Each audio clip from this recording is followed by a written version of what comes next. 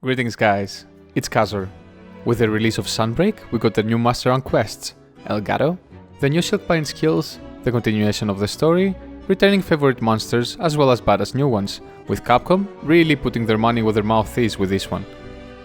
Along with all this content comes new challenges, monsters that hit harder than a hammer to the head, while having a couple new moves that most of us are not familiar with yet, as well as the introduction to sweet skill swaps, which makes every weapon feel new and fresh, but also quite difficult.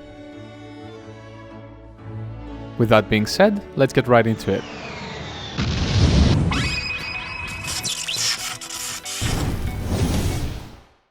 Number 1.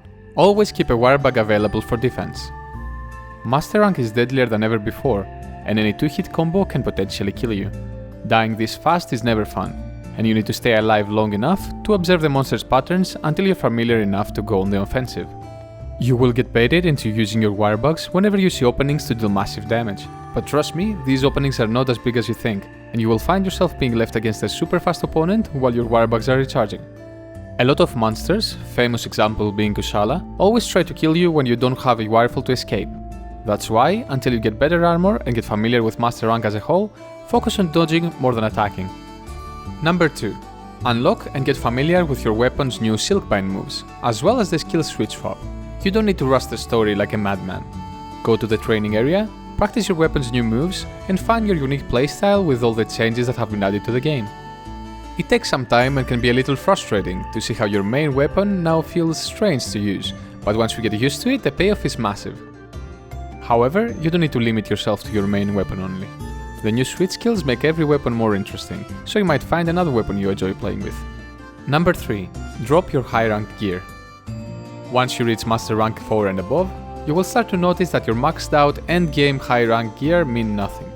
You need to drop your precious perfectly tailored skills to go for armor with better defense and weapons with better attack and sharpness. As you progress through the story, you will eventually get better armor with the best skills for your weapon and playstyle, but until then, you need to survive, and trust me, wearing high rank gear is going to make your job harder. I even find myself putting defense decorations on my armor, which is something I had never done in previous titles in the series.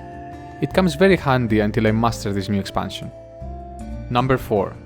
Before going online, try beating the new monsters solo at first. You don't suck, and nothing is an impenetrable wall. If you fight a monster many times, you will eventually learn all of its patterns and give it a taste of its own medicine.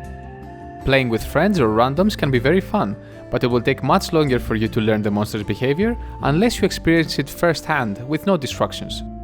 Trust me, once you die to a specific move a couple of times, it will get engraved in your brain, and it will be funny how predictable it can be once you get more experienced. Don't let any monster be the hunter. Get in there and make it your prey. This is my personal opinion, however, so you can take it with a grain of salt. Number 5. Start using endemic life. With Sunbreak, we have 2 new wirebugs as well as some other new endemic life that can be very useful when hunting. The 2 wirebugs are the Ruby and Gold wirebug, the former giving you more damage with mounting punishers against monsters, and the latter giving you more drops when attacking monsters with Wyvern riding. They can stack, so you can pick both of them before you start riding a monster. The other endemic life that is super important when Wyvern riding are Starburst bugs, which are these 5 star-shaped beetle-looking things you see on walls as you walk by new areas. I have always found them in the same spots when starting new quests, so I always lead the monster I'm riding towards their location. If you slam the monster on these bugs, they will emit an explosive dust, dealing good damage to the monster, and they can also inflict various elemental blights. If you want to have a faster and more interactive hunt, you shouldn't sleep on these little guys. Number 6. Use the Kahoot nest. Since you will probably be spending a lot of time in Elgato, you need to know that there's also a Kahoot nest there. Kahoot nests give you free loot and precious Eureka coins. I will explain why you need them on the next tip. Every couple of quests, make sure to climb this wall here to get your free stuff. You can get even more free stuff by subscribing to my channel for more Monster Hunter content, tips and guides. It literally costs nothing, and it helps me get traction and also motivation. Thanks in advance. Moving on to number 7. Finish the side quests to buff your buddies. I think this is by far the most important tip on this list. When you reach Master Rank 1, you will start seeing a lot of speech bubbles in Elgato, and some of these are from various palicos around the port. Chatting with them will unlock side quests for you to complete in order to unlock Palico's secret support moves, the swap support move function, and the increase skill memory function. Palico's secret support moves are new with Sunbreak, and you can unlock them by simply taking a Palico of its type with you on 3 quests. The secret support moves can then be used by any Palico, no matter the type, and they're super useful, from healing you to tripping monsters and buffing your attack. My personal favorite being the lottery box, which does a random skill every time, including the new Kitanator, which is a small portable Dragonator that can knock monsters down. You can unlock this by taking a Gathering Palico on a quest 3 times. As for the swap support move function, you have to complete the 3 side quests by Body Agent Nagi that I will be showing you on the screen. Feel free to pause the video and take a screenshot. After you finish these 3 quests, you will be able to customize your Palico support skills, except for the first and the last one of the 5, since these are type locked. Lastly, if you didn't get any luck with your Palico skills, don't fret. You don't need to rely on luck anymore to get you a perfect status attack up, knockout king, and attack up large, etc. By using the Eureka acorns you found in the Kahoot nest in Elgato, you can increase your body's skill memory to a maximum of 8 and slot in more skills. Do this with 3 bodies and you will have completed the side quest's body commitment, which allows you to customize your body skills.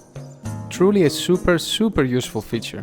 Make sure to slot in status attack up, along with a paralysis or sleep weapon, which are the best in my opinion, and enjoy an easier hunt. Number 8. Unlock the new subcamps and recon points. Like the previous locales in Rise, the Citadel and Jungle have their own subcamps, as well as new recon points. If you don't want me to spoil you their locations, you can skip to the next tip. Recon points are new to Sunbreak, and they allow you to deploy one buddy on one of 2 fixed spots on every map, in order to fast travel to that location. Once you use this, however, your friend will get away, and you will not be able to use them again on the same quest. It also comes with a small fee of 100 Kamura points to feed the poor thing. Make sure to find these and use them if the monster spawns in weird locations, far from your main or subcamps, like next to the pyramid in the flooded forest. As for the subcamps, the jungle has one, and you can find it here, by entering through here. There are more entrances, but this one is the easiest to access. As for the Citadel, there's one subcamp also, and you can find it here. If you go all the way down behind the camp, you can find a relic, but most importantly, there's always 3 red wirebugs there, and 1 on your way out of the camp. This will be a huge boost to your attack for the whole quest. Make sure to grab them whenever you take a challenge on the Citadel. Number 9. Eat good meals. Like breakfast before a hard day at the office, eating before a quest is super important, as it boosts our HP and stamina by a huge amount, and it comes with skills that will help us take on challenges in Sunbreak. The best Dango skills in my opinion are the following. Dango Weakener, which increases the chances of monsters being weaker when you start the quest. Dango Defender High, which has a good chance of halving the damage taken, saving you from many potential cards. Dango Booster, which gives you an extra attack and defense for 10 minutes after you start a hunt. Dango Reviver, which revives a person that would otherwise die from an attack. Truly amazing skill in multiplayer, but works only for one person and only once per hunt. Dango Moxie, which leaves you with 1 HP if the monster would have killed you when you have 40% HP or more. In order to unlock some of these skills, you have to do the quests I show on the screen. Take a note of them if you need to, and let's move on to the next tip. Number 10. Use the supply box. Whenever you start a quest in Master Rank, you can find first aid meds and rations in the supply box next to your main camp. These first aid meds are equivalent to mega potions, and the rations are there to restore your stamina bar when it starts getting smaller and smaller as minutes pass into the hunt, and your hunter gets hungry. Master Rank quests are quite difficult, and they will generally take more time to complete, so using rations to replenish your stamina is a great idea, and also they're free. Make sure to take as many as you can when you play solo, but please, in multiplayer, take only 1 set of potions and rations.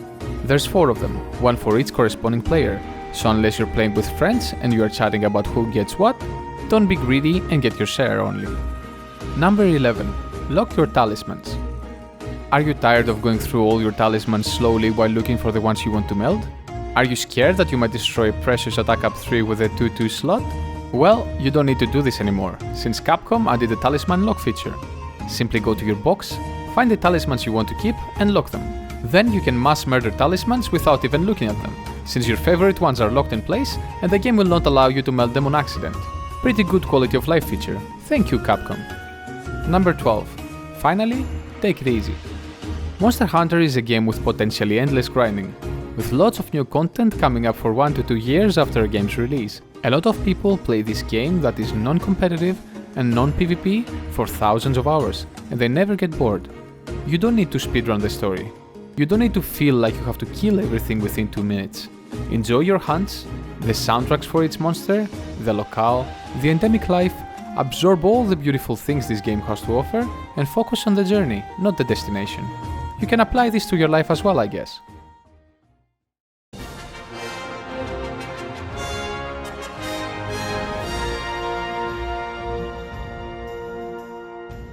These were my 12 tips for Monster Hunter Sunbreak. As always, thank you all for watching until this point. Make sure to leave a like if you found this video useful, subscribe for more content, and ring the bell to be notified about new videos. Until then, stay safe.